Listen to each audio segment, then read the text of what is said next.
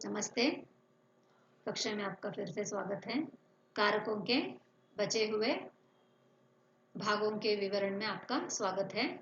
तो उसमें पहला है संप्रदान कारक। तो संप्रदान कारक किसे कहते हैं? देखिए, जिस संज्ञा या सर्वनाम के लिए क्रिया की जाती है उसे व्यक्त करने वाले शब्द को संप्रदान कारक कहते हैं। क्रिया तो हर कारक में होता है, लेकिन क्रिया के जाति को करने वाले व्यक्ति के बारे में अगर शब्द संबोधित कर रहे हैं तो उसे संप्रदान कारक कहते हैं। उदाहरण देखिए, मैं रमा के लिए आम लाया। तो यहाँ पर लाया क्रिया है, तो मैं एक सर्वनाम हुआ। रमा के लिए जो है ना, वो संप्रदान कारक की व्यक्ति के शब्द की तरफ संबोधित करने वाले, उस जाति के तरफ संबोधित करने वाले शब्द है। माँ बच्चे के लिए खाना लाई।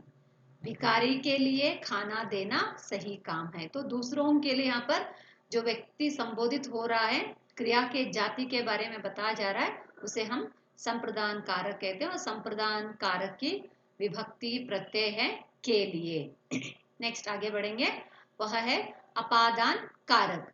तो अपादान का अर्थ ही होता है अलग होना, डिवाइड करना, उस शब्द से, उस वाक्य से या उस वस्तु से अलग करके अगर पहचान दे रही है, संबोधित कर रहे हैं, तो उसे हम अपादान कारक कहते हैं।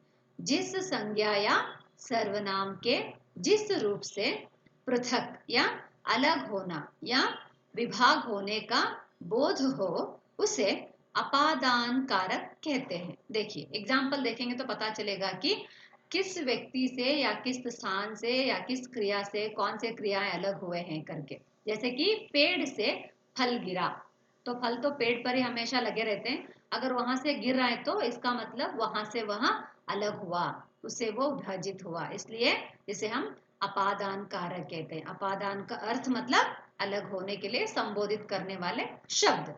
जैसे कि मोहित रोहित से लंबा है। दो अलग अलग व्यक्तियों के बीच की जो फर्क है वो बता रहा है कि एक बहुत ही छोटा है तो एक बहुत ही लंबा है करके। तो एक दूसरे के साथ वहाँ अलग से पर्सनालिटीज है, तो उसे वो डिवाइड करके बता रहे, इसलिए उसको हम अपादान कारक कहते हैं।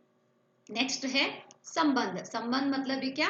रिलेटिव्स, मतलब संबंध जोड़ना, रिश्ता जोड़ना। जैसे कि हर परिवारों में रिश्ता होता है ना, यहाँ पर वाक्यों में रिश्ता जोड़ने के बात चलते हैं। किस तरह से शब्द जोड़ते हैं, किस तरह से वाक्यों को जोड़ा जाता है, और शब्दों को जोड़ने के लिए, वाक्यों को जोड़ने के लिए जो शब्द सहायक होते हैं वह कहलाते हैं संबंध कारक। देखिए, संज्ञा या सर्वनाम के जिस रूप से उनका संबंध वाक्यों के अन्य संज्ञा शब्दों से जाना जाए तो उसे, उस रूप को हम संबंध कारक कहते हैं। तो यहाँ पर वाक्यों का संबंध दूसरे वाक्यों के साथ किस तरह से जुड़ रहे हैं और जुड़ने के लिए कौन से शब्दों का प्रयोग कर रहे हैं, वही शब्द संबंध कारक कहलाते हैं। सूचना है, संबंध कारक का रूप संबंधी शब्द के लिंग वचन के कारण ही बदलते हैं। हर बार उसके चेंजेस हम उसमें वाक्यों में देखते रहते हैं। देखिए उदाहरण, पवन सुत हनुमान की जय हो। ईश्वर की कृपा से सब ठीक है। यहाँ उसका घर है। यहाँ खाना उनके लिए ही है या उनके लिए है। तो यहाँ पर आप शब्दों को जोड़ते हुए बीच में जितने भी की, का, के आप लोग शब्द देख रहे हैं वह है संबंध कारक। तो संबंध कारक का विभक्ति प्रत्यय होता है का, के, की। आगे बढ़ेंगे, आगे है अधिकरण कारक। अधिकरण कारक का मतलब क्या होता है? देखिए, संज्ञा या सर्वनाम के जिस रूप से क्रिया के आधार का बोध होता है तो उसे अधिकरण कारक कहते हैं। यहाँ पर आधार मतलब कभी कभी वस्तुओं को यहाँ रखें, वहां रखें, उस पर रखें, इस पर रखें, यहाँ व्यक्ति यहाँ पर बैठा है, वहां पर बैठा है, आधार के बारे में बताते हैं। तो उस आधार के शब्दों को बिंबित करने वाले ही अधिकरण कारक होते हैं। उदाहरण देखेंगे तो पता चलेगा कि आधारित शब्द कैसे हैं और क्यों उनको हम अधिकरण कारक कहते हैं। यहाँ पुस्तक मेज पर रख दो। तो पुस्तक को कहाँ रखने का कार्य हो रहा है यहाँ पर, क्रिया मेज पर। तो मेज पर जो है वहां है अधिकरण, तो उसका आधार है वो, उस क्रिया का आधार है कि बुक कहाँ पर, अगर हम पूछेंगे तो पुस्तक है मेज पर। तो पर अधिकरण कारक का विभक्ति प्रत्यय है। दूसरा देखिए, शेर जंगल में रहता है, तो में और पर दोनों ही अधिकरण का प्रत्यय कहलाते हैं। बिल्ली दीवार पर बैठी है, तो आधार का संबोधन करना ही अधिकरण कारक होता है। आगे बढ़ेंगे, वहां है संबोधन कारक। संबोधन कारक किसे कहते हैं?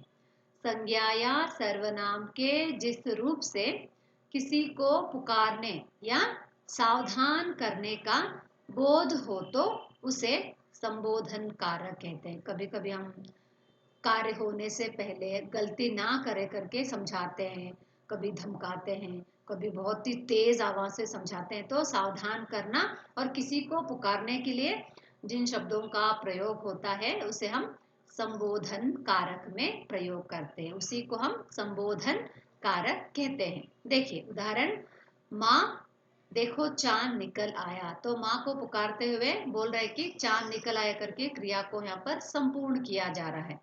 खबरदार, शोर मचाए तो सजा मिलेगी। तो यहाँ पर उनको सावधान किया जा रहा है, अगर आप लोग बहुत जोर से आवाज करेंगे, शोर करेंगे तो पनिशमेंट मिलेगा। तो यहाँ पर सावधान करने की क्रिया हो रही है।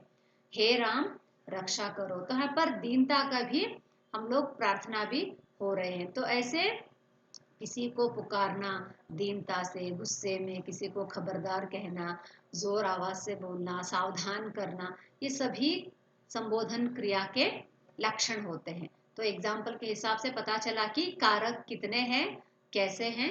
तो आज के 5 प्रकार के जो आपने कारकों के बारे में पढ़ाई की है, उस पर आधारित आज का प्रश्न बहुत ही सिंपल है।